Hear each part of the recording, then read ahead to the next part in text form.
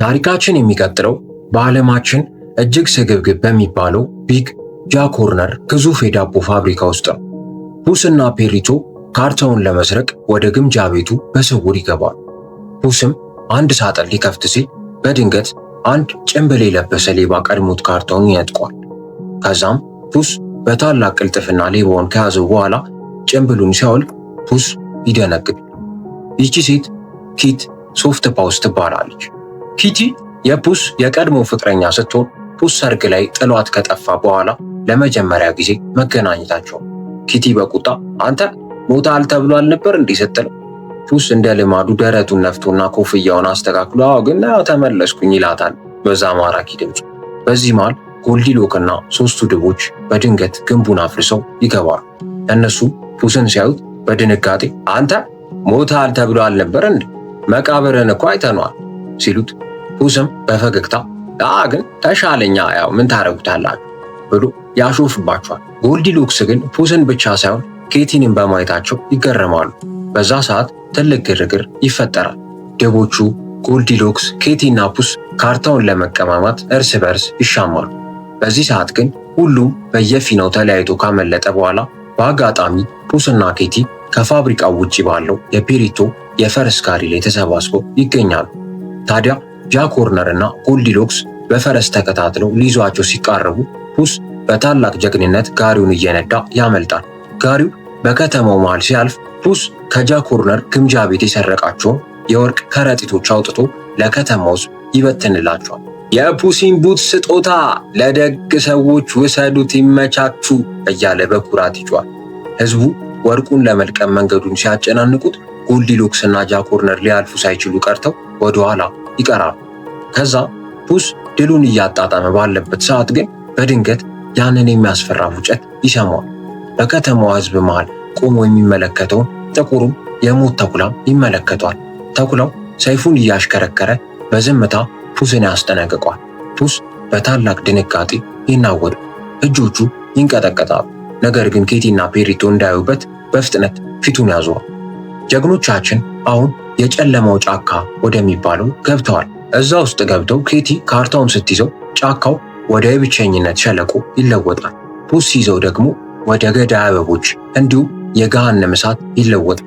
ፑስ ያለው የሞት ፍርሃት ጫካውን እጅግ አስፈሪ አድርጎታል። ነገር ግን ፔሪቶ ካርታውን ሲይዘው ጫካው ወደ ውብ የሕፃናት ገነት በአበቦች የተሞላና ሰላማዊ ቦታ ይለወጣል። ፔሪቶ በቀላሉ መደሰት አለብን፣ የትም ብንሆን እኮ አብረን እስከሆነን ድረስ ገነት ነው የሚለው ፍልስፍናው መንገዱን ቀላል አድርጎታል። ጉዞ እንደቀጠለ ፑስ በድጋሚ ያንን የሚያስፈራ ፉጨት ይሰማል። ለኬቲና ለፔሪቶ ምንም ሳይናገር በድንጋጤ ወደ ጫካው ክፍል ይሮጣል። ዙሪያውን ሲመለከት ተኩላው በዛፎች መካከል ቆሞ ቀይ አይኑን እያበራ ይታየዋል። ተኩላው ፑስን በንግግር ማሰቃየት ይጀምራል። ፑስ የትም ብትሄድ እከተልሃለሁ እያለ ያፌዝበታል። ፑስ ለመተንፈስ ይቸገራል። ልቡ በኃይል ይመታል።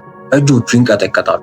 ፑስ ለመጀመሪያ ጊዜ ፓኒክ አታክ ሲይዘው እናያለን። ፑስ በአንድ ግንድ ስር ተደብቆ ሲንቀጠቀጥ ፔሪቶም ተከትሎት ይመጣል። ፔሪቶ ምንም ሳይናገር ወደ ፑስ ዝም ብሎ ቀርቦ ጭንቅላቱን ፑስ ሆድ ላይ ያስቀምጣል። ፑስ ቀስ እያለ ይረጋጋል። እዚህ ጋር ፑስ ለፔሪቶ አንድ ሚስጥር ይነግረዋል። ከዓመታት በፊት በሰርጋቸው ላይ ኬቲን ቤተ ክርስቲያን ውስጥ ጥሏት እንደጠፋ በታላቅ ጸጸት ይገልጻል። ፑስ የማይበገር ጀግና ለመሆን ሲል እውነተኛ ፍቅሩን መስዋዕት ማድረጉ ዛሬ ላይ ትልቅ ቁስል ሆኖበታል። ኬቲ ይህንን ከርቀት ስታይ ፑስ ምን ያህል እንደተሰበረ መረዳት ትጀምራለች። ጀግኖቻችን አሁን የሚገኙት ወደ ምኞቱ ኮከብ በሚያደርሰው መተላለፊያ በክሪስታል ዋሻ ወይንም ኬቭ ኦፍ ሪፍሌክሽን ውስጥ ነው። ፑስ ከኬቲና ከፔሪቶ ተለይቶ ብቻውን ዋሻው ሲገባ የሚገርም ነገር ይገጥመዋል። የቀደሙት 8ቱ የፑስ ሕይወቶች በመስታወቱ ላይ በቁም ይታዩታል። ያ ከበሬ ጋር ሲታገር የሞተው ፑስ፣ የወተት ስጋር የገደለው ፑስ፣ ሁሉም እያፌዙበት አንተ ፈሪ ነህ እያሉ ያናድዱታል። ፑስ ግን አሁን ተቀይሯል።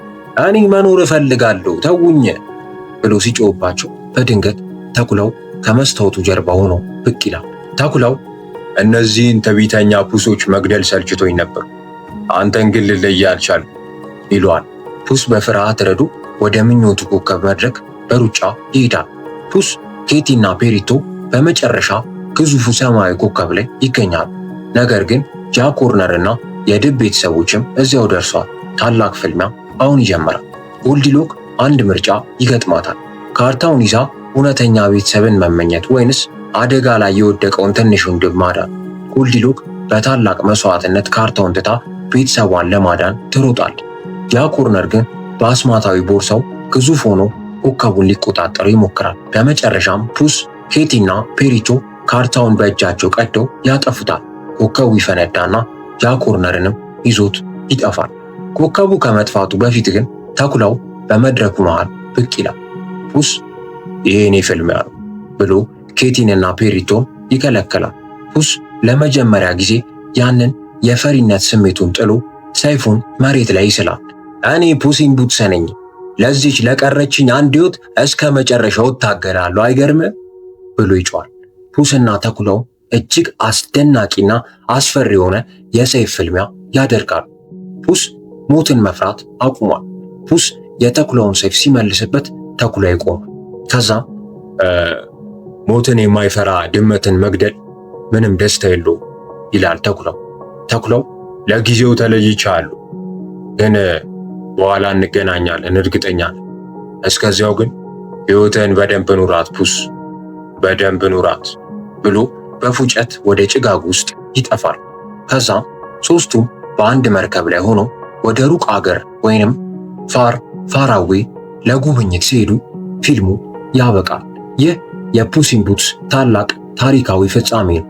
አንድ ጀግና ከትዕቢት ወርዶ ሞትን ተጋፍጦ እውነተኛ ፍቅርን ያገኘበት ድንቅ ጉዞ ነበር። በአራዳ ሪካፕ ስም ስላዳመጣችሁን ስላያችሁን እናመሰግናለን። አራዳ ሪካፖች ነን ለአራዳ ልጆች። ታሪካችንን ፊልማችንን ከወደዳችሁት ላይክ እና ሰብስክራይብ በማድረግ የአራዳ ልጆች ቤተሰብ የሆኑ ይቀላቀሉ። በቀጣይ ምን አይነት ፊልም መመልከት እንደምትፈልጉ ኮሜንት ላይ አስቀምጡ።